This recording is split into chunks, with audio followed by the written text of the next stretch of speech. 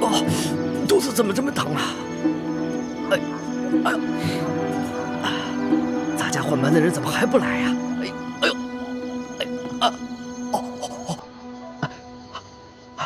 哎呦，算了，我先去吧。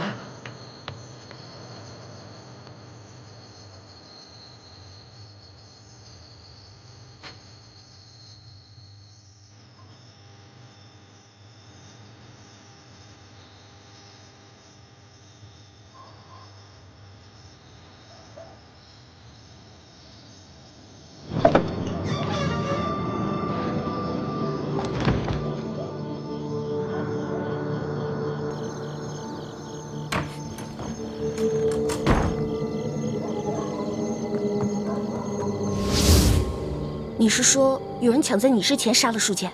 没错，而且那个人我们都认识，是这个驿馆的驿丞。驿丞？驿丞为什么要杀书剑啊？你就这么不相信我？康熙说什么你都信，偏偏我说什么你就不信。不是，朱哥哥，你先别生气啊。现在听你这么一说，我心里的石头落地了。知道吗？如果你为了光复大明，变成了心狠手辣、不择手段的人，那样我会很难过、很失望的。你放心，光复大明是我一生的责任，我无法逃避，只能全力以赴。但是在我心里，永远把你放在最重要的位置。你的朱哥哥宁愿死，也绝不会让你失望，让你憎恨。朱哥哥，你能不能别这样看着我呀？你跟我说的这些话让我觉得压力特别大。你不要觉得有压力，这是我对你的心。至于你对我的心，都听凭你的意愿，我绝不勉强。你说那个驿丞为什么要杀书剑啊？早不杀晚不杀，偏偏这个时候杀他。我也不知道。康熙已经命索额图挨个审问所有的人。我虽然没有办法出面拆穿驿丞，但这个小小的驿馆早就被索额图所带领的大内侍卫在暗中包围，外人根本无法进入。要想查出在夜间行迹可疑之人，并非难事。糟了，这樊姐姐叶哥哥还在驿馆当中呢，他们会不会被索额图当成疑凶啊？小师妹，我们没事，放心吧。叶哥哥，没事就好。小师妹，大师兄，我们又见面了。叶师弟，你送给欢妹的金手镯很好看，我替她谢谢你。我本来想让她把那手镯戴上，好歹别辜负了你一片心意，但她自己不愿意戴，所以……叶哥哥，我现在的身份是钦差大臣的丫鬟，所以我身上不能带贵重的东西。不过你放心吧，我把那个金手镯已经好好的收藏起来了。不戴就不戴吧，收好就行了。大师兄，索额图已经找我们问过话了，有吴应奇作保，他也不敢为难我们。那就好。如果不出所料的话，康熙应该很快就会查出是驿丞下的毒。不，真正毒死书剑的不是驿丞。书剑伤情好转，肯定是吴应奇和石青红不愿意看到的。而正巧师姐的房间就在石青红和吴应奇的对面，所以今天晚上我也让师姐多留意一点他们那边的动静。我一直观察着对面的房间，结果发现石青红悄悄从房间溜去。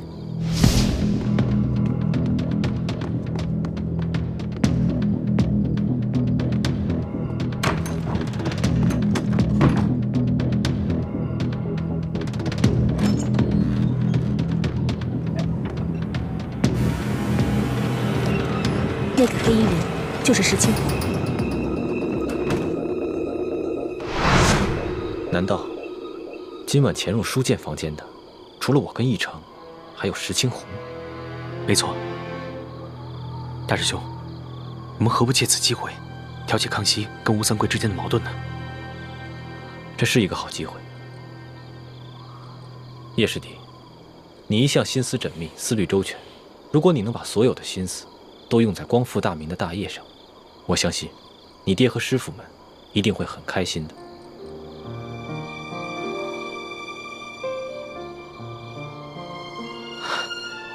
我知道了，大师兄，我一定会抛弃杂念，一心光复大明大业。好，但愿你能说到做到。啊，此处不是说话之地。索额图已经将驿馆的人通通绑起来，等着康熙亲自审问了。我和叶师弟也得赶紧先回房间了，你们也快点去听审吧。好，注意安全。走，注意安全啊！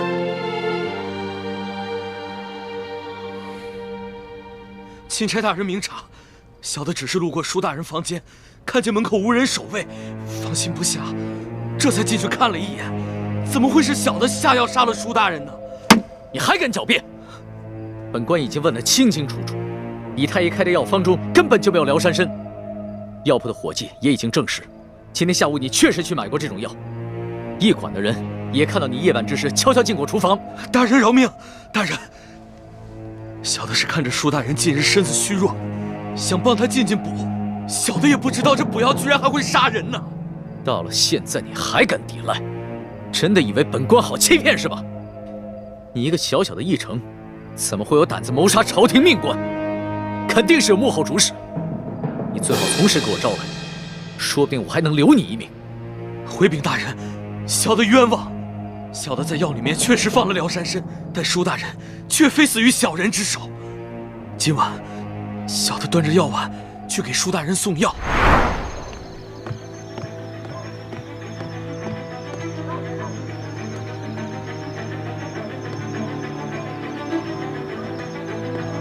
石青红，原来是你！真正的凶手跟小人一样，是用辽山参杀人。小的听见舒大人在临死之前亲口喊出了真凶的名字，就是石青红。混账！你血口喷人！钦差大人，卑职今天晚上一直在二公子房间陪二公子下棋，这一点，二公子可以为卑职作证。不错，钦差大人，今晚石青红一直在我屋里与我对弈，直到听到舒大人身故的消息，我们俩才一起出来。钦差大人，此事非同小可。石青红是卑职的人，此事可是牵涉到平西王府的清誉。我父王历来是效忠朝廷，效忠皇上，我吴应奇也是深受我父王的教诲，对朝廷对皇上，那是忠心不二。还望钦差大人明察。二公子请坐吧，这点本官自有主张。石青红，你既是整晚都与二公子待在一起，那可有别人作证吗？房中并无他人。房间既无他人，那谁知道你是不是在包庇他呢？这位姑娘，似乎对吴某有些敌意。休得无礼！这平西王乃是国之栋梁，朝中良臣，不可无端猜测。倒是你一成，你虽已承认有杀人的动机，可究竟是谁指使你这么干？无人指使，是小的与舒大人有私人恩怨。舒大人官拜三品，你一介小小驿丞，恐怕连给舒大人提鞋都轮不上，何来私人恩怨之说呀？不瞒大人，舒大人曾经因为小事给了小的一马鞭，小的就此怀恨在心。但舒大人确实不是小的杀的，还望大人好好审问石青红。够了！我平西王府与你素昧平生，你为何硬要将这屎盆子扣在我平西王府头上？小的确实亲耳听见舒大人临死的时候说的是你的名字，小人没有撒谎。你石青红，不得鲁莽。钦差大人自有公道。驿丞，你本就是一个小小的驿丞，哪有胆子谋害朝廷命官？你最好老老实实的说出你的幕后主使，要不然的话，很可能会罪加一等，连累你的家人。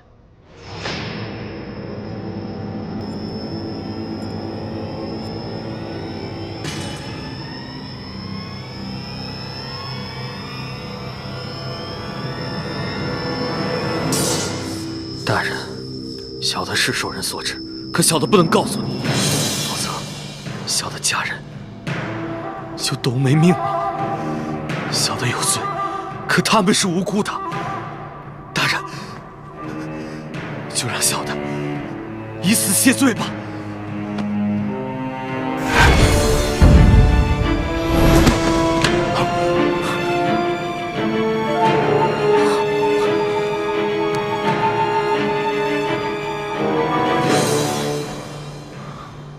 他手下藏了见血封喉的毒药，见势不妙，便咬破蜡丸自尽了。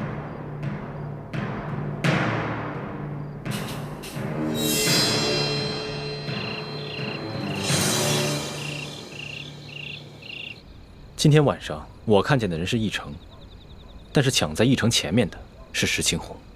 看来想对舒剑不利的，应该有3路人马。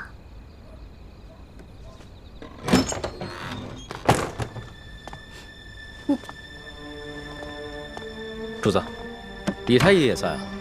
一嫔娘娘悲伤过度，我来给娘娘诊脉，开一些疏散之药。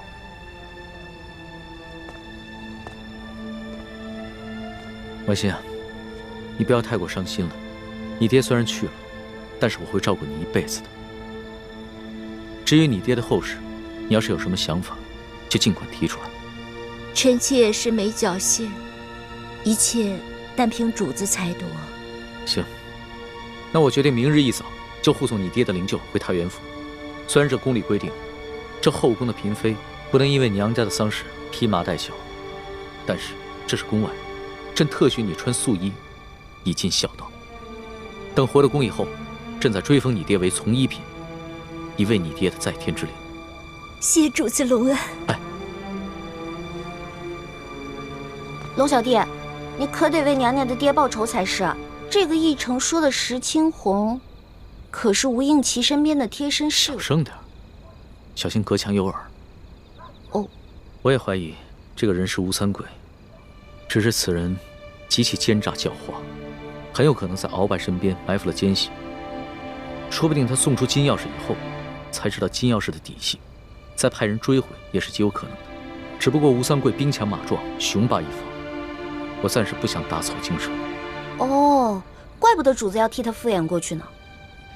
这鳌拜的余党和吴三桂，都是我的心头大患。可是这重症不可用奇药啊。主子，这舒总兵之死，还有山西的贪腐窝案，可不是一时半会儿能够查清楚的。这为了安全起见，不如主子您早些回京吧，然后由奴才陪着丽嫔娘娘一起护送舒总兵的灵柩返乡，可好啊？索大人所言极是，主子，还是早点回京吧。行了，我知道你们担心我的安危，但是这次出宫以来，所见到的事情简直闻所未闻。纸上得来终觉前，我还是想在这山西多待几天，多体察一下民情。可是主子，现在这情况实在是太复杂了，这万一出现什么意外，奴才怕是担当不起啊。身为天子，最大的威胁不是一些宵小之徒的暗杀，而是没有能力治理好这个国家，让百姓天天盼着你死。我不可能一辈子都待在深宫里面，仅凭折子来治理天下。虽然在这儿体察民情会冒一些风险，但是既是值得，也是应当。龙小弟，说得好，我支持你。以后无论你做出什么决定，我这个老大都会拼命保护你的。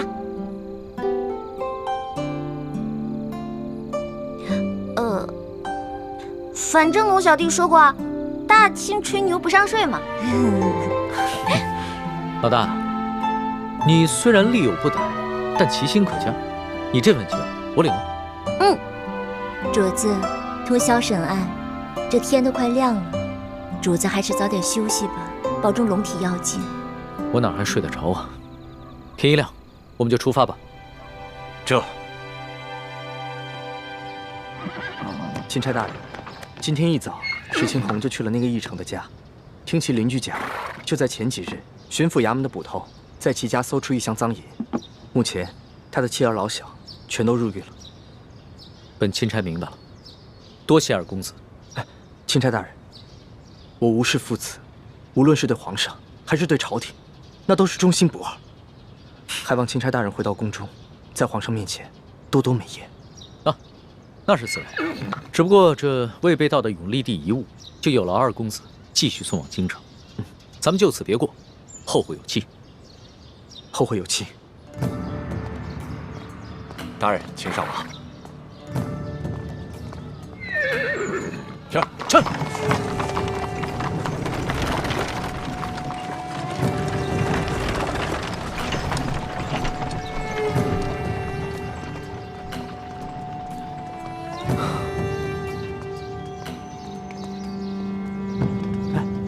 倩影姑娘，不如趁着清晨天气稍凉，我们上路吧。好。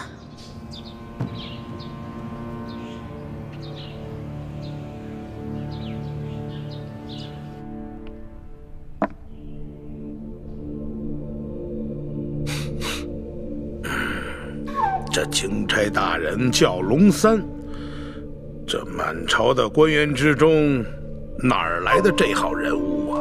这龙大人一行十分低调，一直身着便衣，从不惊动地方官府。一入驿馆，便屏退左右，要与书剑密谈。书剑因伤，未说几句便昏迷过去。一成原想在夜里投毒，结果了书剑，可没想到被平西王府的人抢了先。龙大人不敢得罪平西王，所以就把责任全都推给了一成，逼着他说出幕后的主使。哼，这不是自己给自己找麻烦吗？啊！本来这书剑御赐与我们没有一文钱的关系呀。本想着这次可以除却我这眼中钉，现在可倒好，这屎盆子全都扣到咱们自己脑袋上了。大人，一成知道自己把事情办砸了，怕连累妻儿老小，已经服毒自尽，并未供出大人。我告诉你，若是此事深查的话，那还查不出来这一城的一家老小是咱们抓的？这龙大人一看还不明白？现在急也没什么用了，依我看呢，咱们只能是一口咬定，这一城的妻儿老小是窝藏赃款，咱们是秉公办案，只要不让这个钦差找到证据证明书剑的死跟一城有关，那他就根本奈何不了咱们。但愿吧，但愿这个钦差大臣跟以往是一样的，是一个懂规矩、好说话的。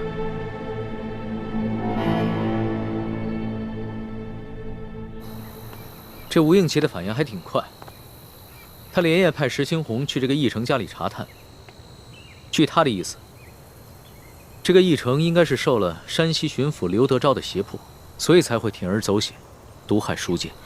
主子，你可千万不能相信吴应奇的话，这事儿分明是吴三桂跟刘德昭两路人马都想刺杀舒总兵。这刘德昭想杀舒总兵，肯定是认为舒总兵手里有他的什么把柄，而劫走金钥匙刺杀舒总兵的人，肯定就是吴三桂那批人马喽。放心吧，我心里有数。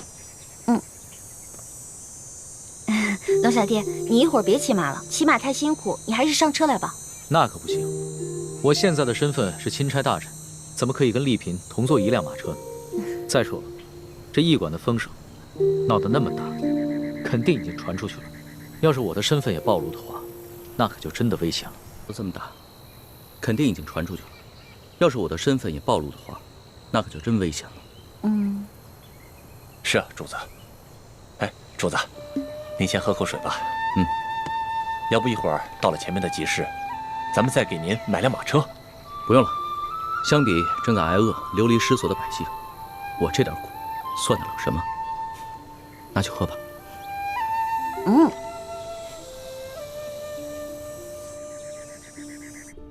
大人，卑职还探听到一个重要情况，与龙大人同行的还有一个年轻神秘的女子，一直戴着面纱，深居简出，闲杂人等一律不能靠近，就连钦差大人都对她礼遇有加。哦，连钦差大人都对她礼遇有加，这么说的话，这个女人的身份比钦差还尊贵了。是了，这个女人就是舒剑的独生女儿舒婉心。舒婉心？大人，舒婉心不是前几个月选秀进宫了吗？我听说这个舒婉心刚一进宫，就得到了皇上的圣宠，先是被封为了丽人，很快又被加封了丽嫔，现在他入主永和宫啊。所以说呀，这个龙大人对他礼敬有加，那也是说得通的。可依大清律令，后宫嫔妃若非伴驾，不得离京，违令者死罪。大清的律例是死的，但这个人是活的。这个皇上对这个舒剑是宠爱有加，皇上见他危在旦夕，让龙大人悄悄地护送这个丽嫔出京看他的父亲，也不是没有这个可能的。大人，舒剑的灵柩已被钦差大人他们护送回太原安葬，届时卑职以吊唁为礼，亲自到舒府去查探，探清这个女子的身份究竟是不是舒婉心。这个舒婉心我虽然是没见过，但听别人提起过。听说这丫头外柔内刚，极有主见。她既然知道我们跟她爹是死对头，那现在舒剑死了，她会跟咱们善罢甘休吗？她必定会逼着龙大人彻查舒剑之死，咱们再使银子，只怕就不灵了。那咱们就一不做二不休。这个丽嫔娘娘看见自己的父亲惨死，由于哀伤过度，想消玉殒，也不是不可以的嘛。大人，这丽嫔娘娘不过一介弱女子，就算她再恨大人，这后宫不能干政，她也不能把大人怎么样。大人何必要冒这个风险呢？我的孟护卫啊，你乃是一个江湖中人，所以说呢，这后宫之中权势的奥妙不是很明白。我告诉你，后宫之中女人最大的机遇，那就是母凭子贵。你说现在皇上这么宠幸着丽嫔娘娘，她早晚会为皇上生下一个皇子的。到那个时候，那丽嫔娘娘能放过我们吗？能不报复我们吗？所以啊，我们现在要尽早的除掉他。说得对，姐夫。斩草必须除根。趁着舒剑死了，舒府上下现在人心惶惶，我可以趁机收买他几个下人，将来无论咱们想干什么，那都有个准备，不是？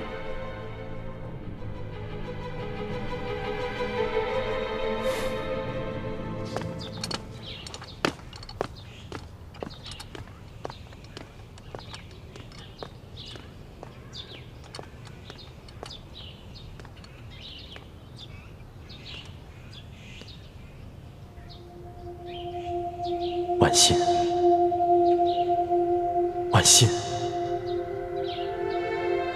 真的是你回来了吗？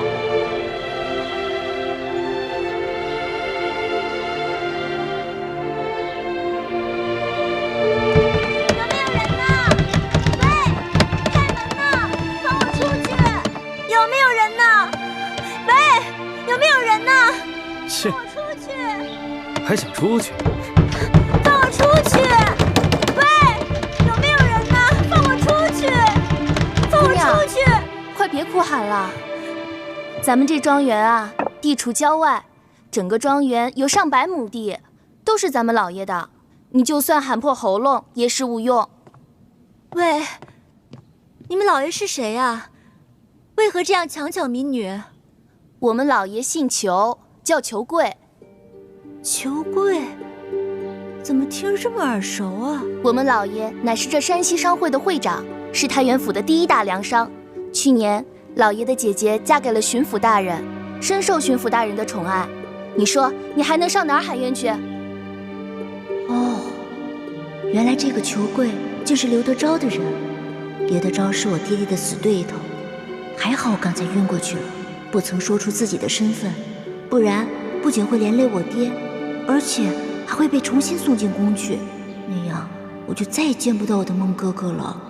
姑娘，不瞒你说啊，我们也都是被裘老爷连哄带骗，甚至变相强抢来的。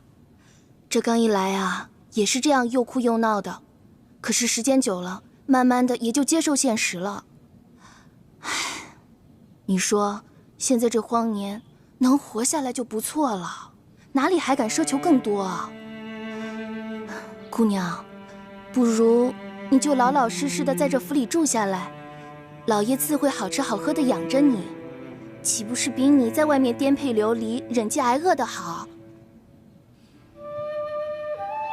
多谢姐姐开导，只是不知道这裘老板把我掳来要做什么呀？是要让我为奴为婢吗？姑娘生得如此美貌，老爷怎么舍得让你为奴为婢呀？不过这老爷的姐姐怀了身孕，这多半啊是要把你献给巡抚大人。献给巡抚大人？可是，那裘老板就不怕我跟他的姐姐争宠啊？不瞒姑娘，如今夫人有了身孕，不能侍奉巡抚大人，老爷把自己的人献给大人以填补空位，总比大人自己另纳新欢的好吧？姑娘，你就别哭闹了，只要你乖巧听话，肯配合，老爷一定会好好对你的，你这不就终身有靠了？刘德昭没见过我的面，不会认出我是他死对头舒剑的女儿。等我进了刘府，然后一弹琵琶，孟哥哥一定会来救我的。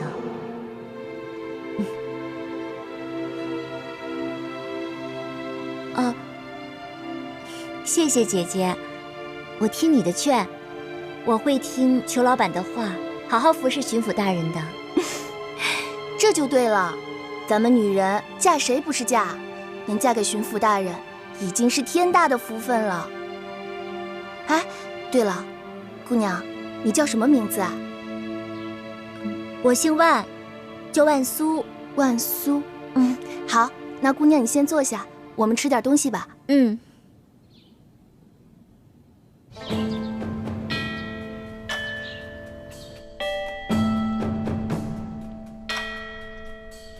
索图说，李氏兄妹倒是没什么异常的举动，对皇上也算是忠心呢。不过呢，这舒剑呢，居然在皇上的眼皮底下被人害死了。皇祖母，这暗杀舒剑的幕后主使，不只有刘德昭，还牵涉到吴三桂。那皇上此行岂不是危险了？您还是劝劝皇上，让他赶紧回京，不要再去太原了吧。来不及了，皇上此刻恐怕是已经到了太原府了。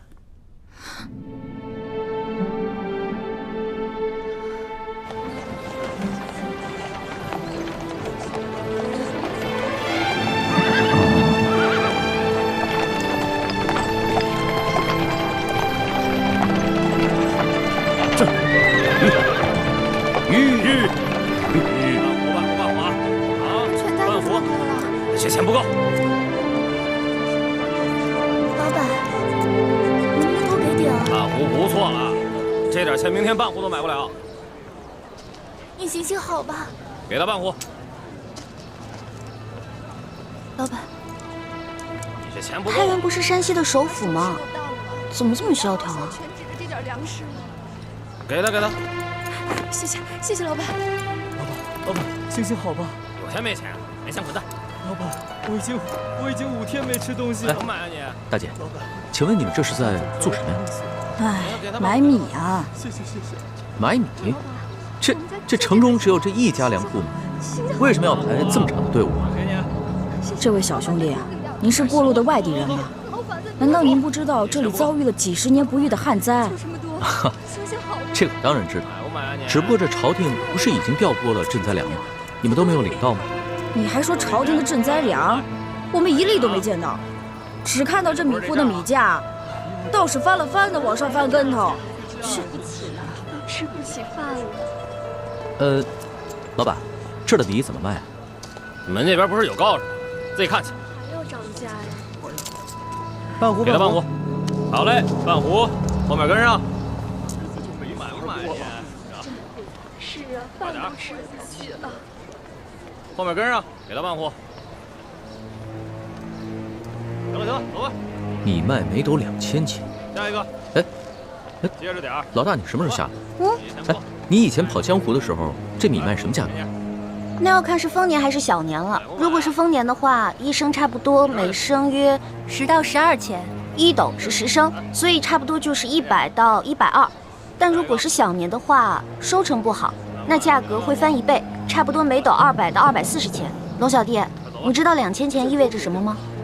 不强。若在以往啊，能买头猪了。不行，走。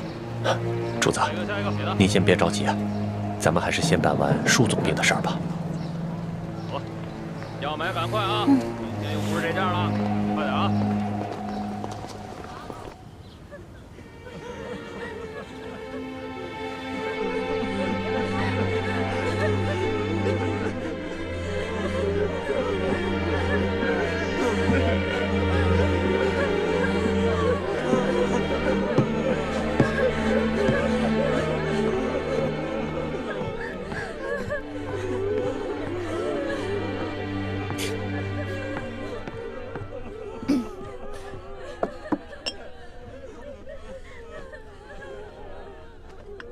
老奴参见丽嫔娘娘。嬷嬷免礼。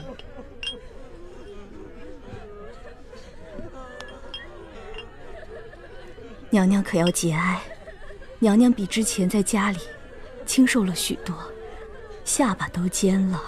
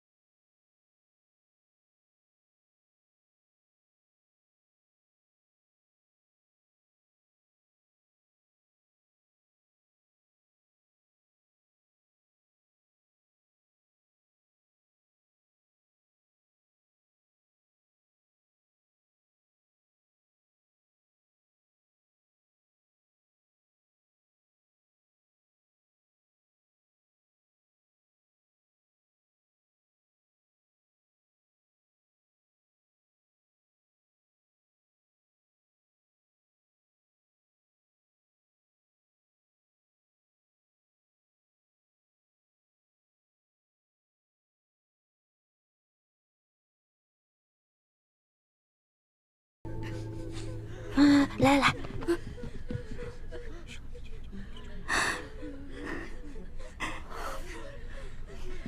知道了吗？好，老奴明白，老奴明白。娘娘，您好生将养身子，奴才先告退了。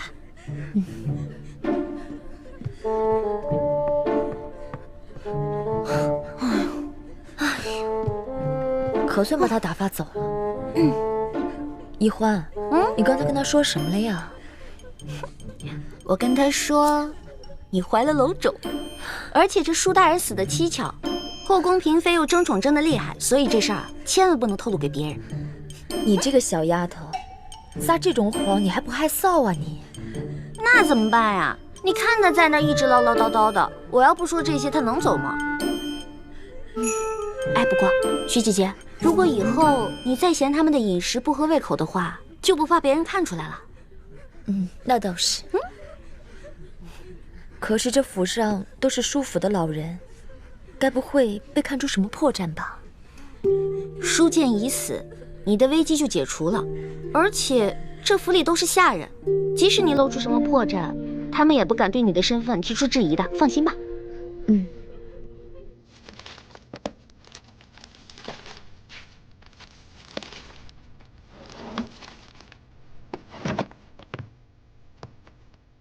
主子，整个书房已经翻了几遍了，没找到什么有价值的东西。主子，您瞧瞧，这些文稿，新的旧的，这样混杂在一起，这说明我们来之前已经被人翻弄过了。看来这舒府的下人也被刘德昭买通了，书建留下的文稿都已经被清理过了。主子要不要会一会以刘德昭为首的山西官员们？万万不可！主子，您要顾着自己的安危啊！我看不如等舒总兵下葬以后，咱们就赶快回京得了。就算我不会他们，他们也应该会来见见我这个钦差大臣吧。主子，各路山西官员前来吊唁，为首的有按察使大人和布政使大人，还有山西巡抚刘德昭的护卫孟祥和。看看，我所料不错吧？走吧，出去会会他们。主子，那您可千万小心点，别让他们看出破绽来。放心吧，我刚亲政不久，这帮山西的地方官员还没见过我。是。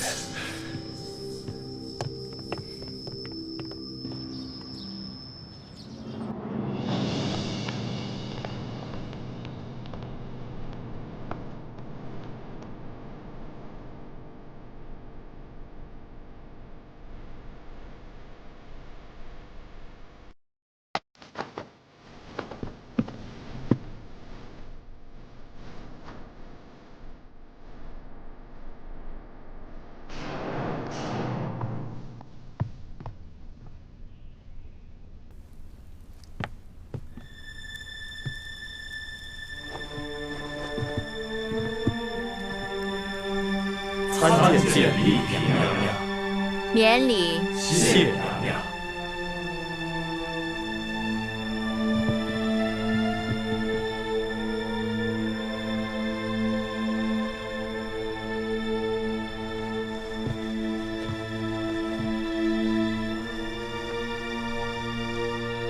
启禀娘娘，刘大人经闻舒大人噩耗，心情十分悲痛，本想立即赶来，却因太原府所辖诸县旱情升级，大人忙于政务，无暇亲自前来祭奠，故先派我等前来吊唁，并来向娘娘请安，请娘娘节哀。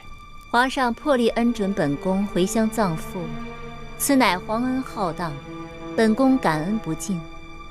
但此事不宜声张，也不便劳烦诸位大人，还请诸位大人代本宫向刘大人致谢。刘大人与家父同僚数十载，感谢他对家父的关照。在下一定将娘娘的话如实禀报刘大人。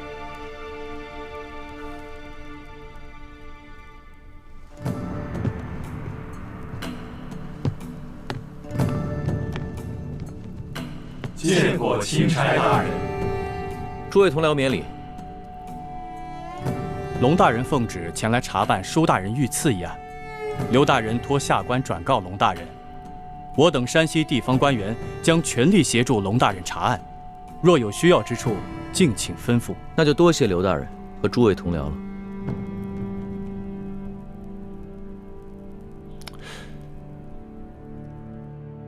看来咱们的一举一动果然尽在刘德昭的掌握之中。这刘德昭的架子够大的，自己不来，只派了几个心腹的手下前来吊唁。主子，这刘德昭说不定真的是去巡查灾情了。我才不信呢，他肯定不是什么好鸟。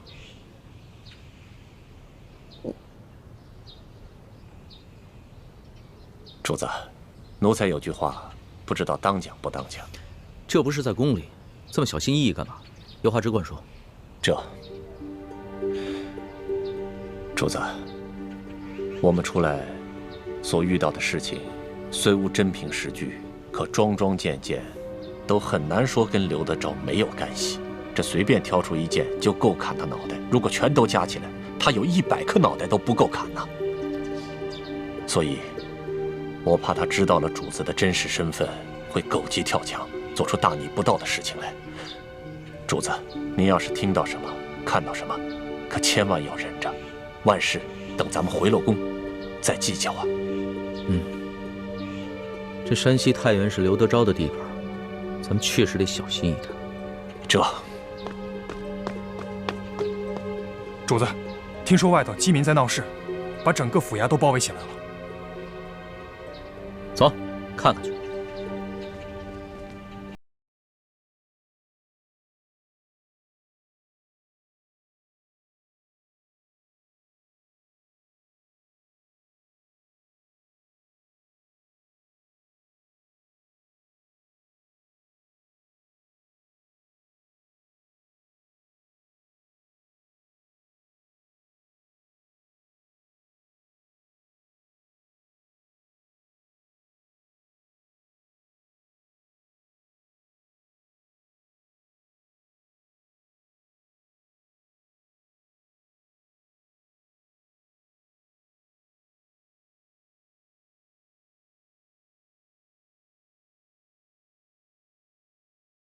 打探消息去了。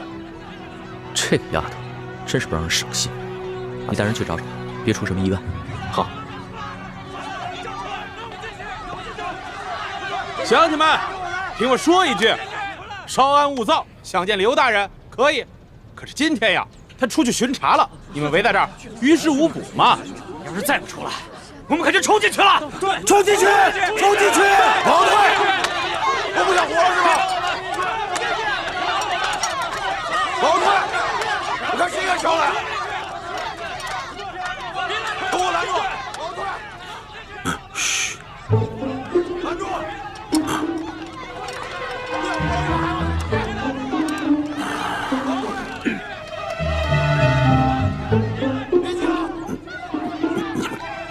赶紧扶着我呀！我数1、2、3，开门啊！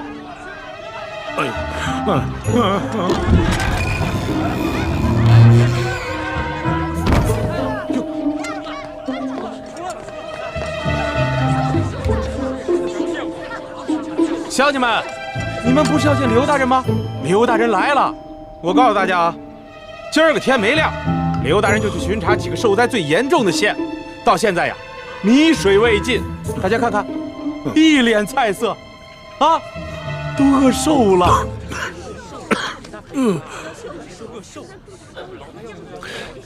主子，无论一会儿发生什么事，您都暂且忍着，省得咱们打草惊蛇。父老乡亲们，大家这么急着见本官，是有什么话要对本官说呀？听说皇上有令，灾区的粥棚一天要供应早中晚3次，粥量可以果腹。眼下每日施粥1次不说，粥桶里的粥清的能看见人的影子，有的人的碗里连1粒米都没有啊！就是啊，1粒米都没有，怎么吃啊？有多少人饿死啊？父老乡亲们，我刘德昭，我有愧大家，我愧对大家呀！不瞒诸位，本官现在也是在场工程计呀。皇上调拨下来的赈灾的粮款早已经用尽了，本官为了与民能够同甘共苦，和我的家人是厉行节约呀，每日也是只食1餐呐，而每餐跟大家一样，同样是薄粥1碗呐。本官除了赈灾，每夜也是跪在佛堂之前，祈求老天爷能够开眼，降下甘霖的。可本官实在没有这个本事了。奏折向朝廷不知呈送了多少回，可是本官也没有这个本事，让朝廷能够多给我们大家追加一些救灾的粮款。乡亲们呐，我有愧呀，我刘德昭有愧大家，愧对大家呀！难道朝廷真的没有给咱们拨付粮款吗？你看刘大人的脸色，的确像是多日不曾吃饱饭了。咱们那小皇帝一定忙着对付鳌拜去了，哪里还管得了我们的死活？乡亲们啊，我掏去心窝子说句实话，如今朝廷也有朝廷的难处，受灾的不只是咱们山西、山东、直隶、河南、河北，同样是遭受了旱灾呀。想来，这当今的皇上恐怕也是焦头烂额呀。可是，朝廷难道就眼看着我们老百姓饿死？皇上在紫禁城里，一餐就有几十上百道菜，哪里知道我们老百姓吃糠咽土的苦处啊！唉，哪朝哪代不是朱门酒肉臭，路有冻死骨啊！诸位乡亲啊，大家稍安勿躁。现下朝廷正在积极地筹措新的赈灾的粮款，乡亲们，再忍耐忍耐，大家再等一等。虽然本官不才，但是本官要与你们大家一起硬扛着，期盼着、等待着这个老天爷能够给我们开恩垂怜。乡亲们，情况大家都看到了，你们围在这儿没有用啊！刘大人他一双手变不出来粮食，啊，大家呀得同甘共苦，对不对？散了吧。啊，散了吧。乡亲们，刚才我已经吩咐过周鹏了，啊，从本官的府上拿到仅有的几袋粮食，今夜给大家多设几桶粥。大家放心，我呢继续发文催促着朝廷，尽快给大家追加一些救灾的粮款，好吗？你们抬头看看啊，如此炎热的天气，乡亲们。大家都省下气力啊，都散了吧，回去歇着啊！哎，歇着，散了吧，散了吧，散了吧，啊，散了吧。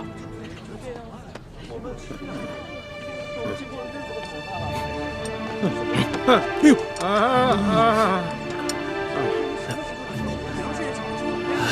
散了吧，走。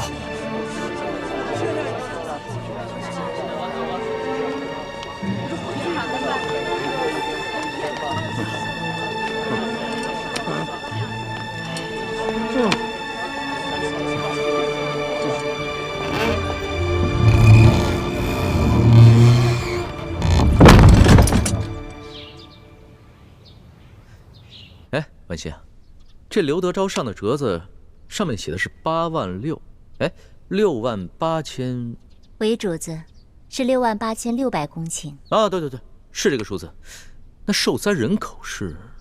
受灾人口是23万4千人。对啊，我让索额图按照每人2两银子1担米的数额发放粮款，还增加了额外应对特殊情况的粮钱，一共是文银50万两，粮食30万担。文心，你的记性很好啊。啊，那日臣妾陪皇上在御书房下棋，皇上突然接到刘德昭的奏折，就随口念了出来，臣妾也就无意间记下了。没想到你还有这过目不忘的本事啊！臣妾别无所长，唯有这巧记之功，还算拿得出手。但愿能为皇上效力。这刘德昭上报的灾情数字，比我此次出巡实地考察的数字多出了1倍。我是按照他上报的数字核发了救灾钱粮，就算他们层层截留，就算他们截留一半，那剩下的钱粮也应该足够灾民们对付到下一个收获季。可情况为什么会这样呢？也许刘德昭他们截留了不止一半呢。可我看刘德昭那一脸菜色的样子，可不是我想象中贪婪无度的样子。龙小弟，你上当了。主子，真是画虎画皮难画骨，知人知面不知心呢。我们悄悄潜入了他的府邸，不去当戏子，真是浪费了他的表演天分。啊，你别急，慢慢说。他一进府，完全变了个人。快，老爷，哎，赶紧坐下，坐下。哎呦呦呦！哎，热死老爷了！别站着了，赶紧给摁。哎，热坏了吧？怎么样？这些刁民都散了。散了。哼，这些刁民虽然说是刁蛮，但是也好糊弄。也亏你想得出来，用这菜汁敷面，这效果比我说多少话都管用。见老爷都一脸菜色，那些刁民自然也不好再为难老爷了。这回去埋怨朝廷赈灾不力。想老爷了吧？那是。来，让老爷香一个。哎呦，老爷，这菜汁弄我一脸。这样，我先给老爷洗洗脸啊。洗脸，洗完了脸再香香。这西瓜怎么了？我也给你弄这个。这个刘德昭，连他小老婆房间里都是冰块。哎，据听说他府里的冰窖比他整个府还要大，冬天藏的冰块够他们用整个夏天了。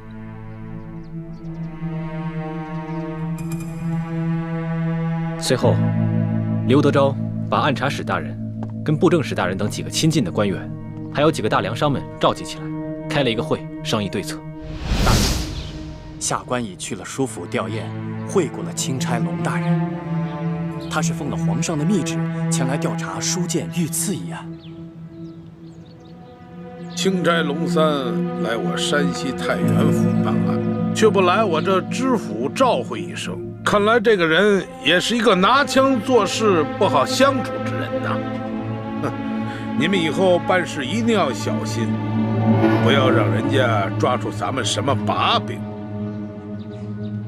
大人放心，那钦差只是针对书剑遇刺一案。那义成已经自尽，死无对证，他也奈何不了咱们呢。别的钦差呢，我多少知道点背景，多少呢能够找出点突破口来。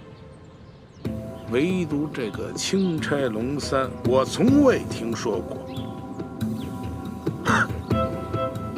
我这心里着实还有些不踏实。大人放心，我等已发动京城的所有关系来打探这个龙大人的背景了。像这种从来没听说过的钦差，多半是寒门出身，说不定啊是从什么偏远的地方提上来的。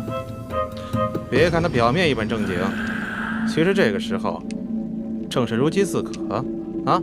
大不了咱们多多破费，把他喂饱了就是了嘛。就是啊。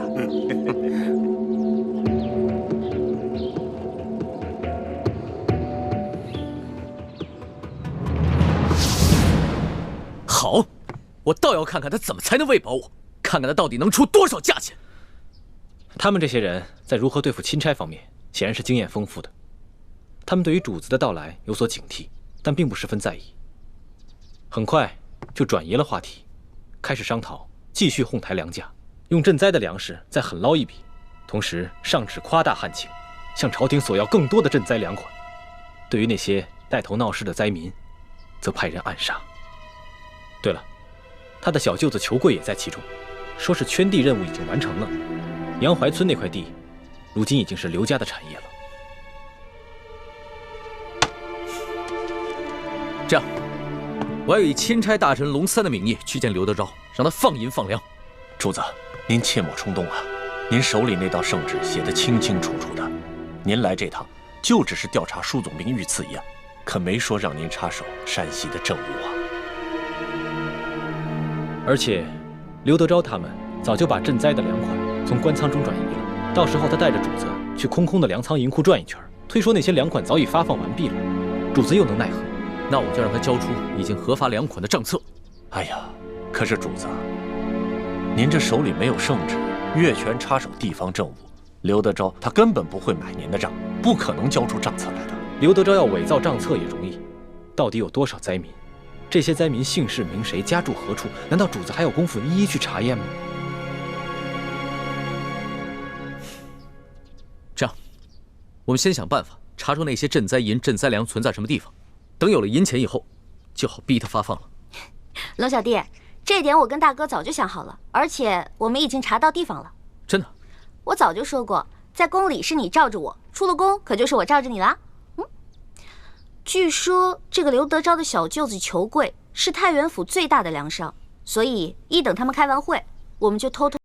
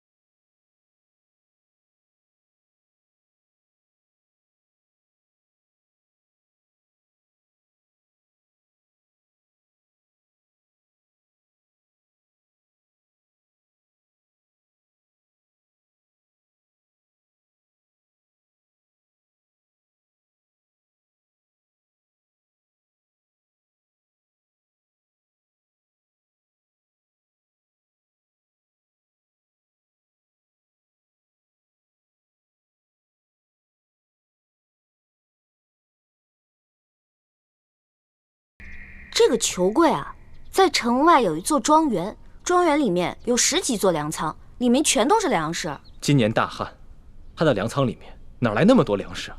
还不都是朝廷调拨的赈灾粮？而且，我们在他的庄园里面还发现了一处银库，库中堆满了白花花的银两，都是5两一锭的官银。你们都不知道，那里面的耗子都比正常的猫大，糟蹋多少粮食啊！那个刘德昭不就是一只硕鼠吗？这样，咱们带着那些灾民到那个裘贵的庄园去，让灾民看到那些赈灾银、赈灾粮，我看刘德昭怎么解释。主子，在这个时候，万万不可与刘德昭发生正面冲突啊！刘德昭敢暗杀那些带头闹事的灾民，我就不信他还敢暗杀我这个钦差大臣龙三不成。皇上，你也知道您现在的身份只是个钦差大臣龙三啊。可是钦差大臣做事情，哪有这么鲁莽的？有了事情不先和当地官府通气，反而要带着饥民去闹事，这刘德昭何须再需要借口暗杀？他直接就可以明着调兵遣将，把我们都给镇压了。到时候，他可以以钦差大臣带着灾民闹事的借口，把您押送回京城，说不定半路上他暗中派人假扮盗匪，把主子您给害了。这不怕1万，就怕万一呀！是啊，主子，左大人说的对，这太原不比京城，这些地方的官也不比京官，您还是不要抛头露面的好。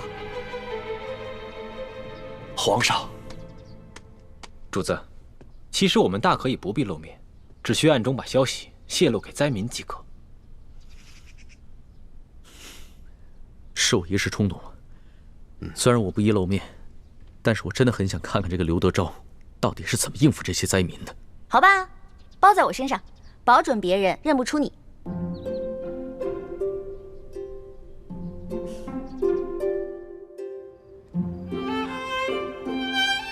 哎呀，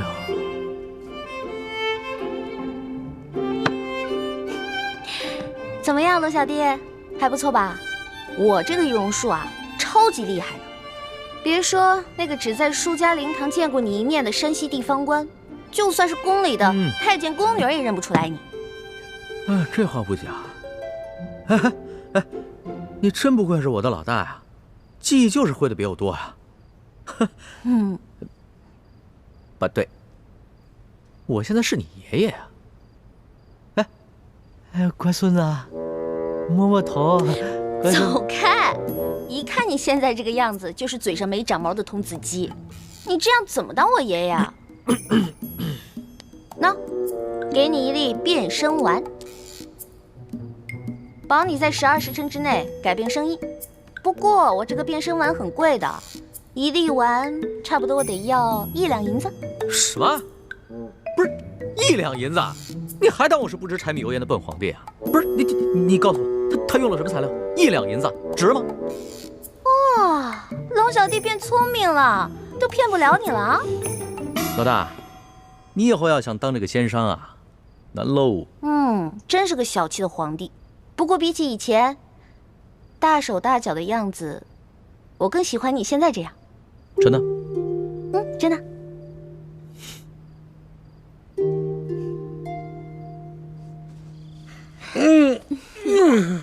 舒服吧？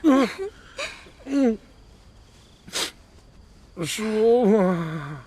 哎呀，没想到啊，舒婉欣这丫头还挺有能耐，进宫才2个月，摇身一变成了丽嫔娘娘。你这个小蹄子，怎么眼馋了？我有什么可眼馋的？咱们老爷不就是太原府的皇帝？咱们府里吃穿用度可不比那皇宫里差。你这小嘴巴巴的，还挺会说嘛。我告诉你，舒婉欣，人家肯定把这笔账算在老爷我的头上了。他肯定会让这个钦差不断的找老爷我的麻烦。那可怎么办呀？哎，要不咱们还像以前一样，给这个钦差大人送点礼，探探口风。还不是时候。我正在找人探查这个龙三的底细，他刚一来太原，我就上赶着给他送礼，那就会更该引起他的猜疑了。咱们还是静观其变吧。还是老爷想的周到。来，香一个。大人，谁呀？舅老爷庄园那边出事了啊！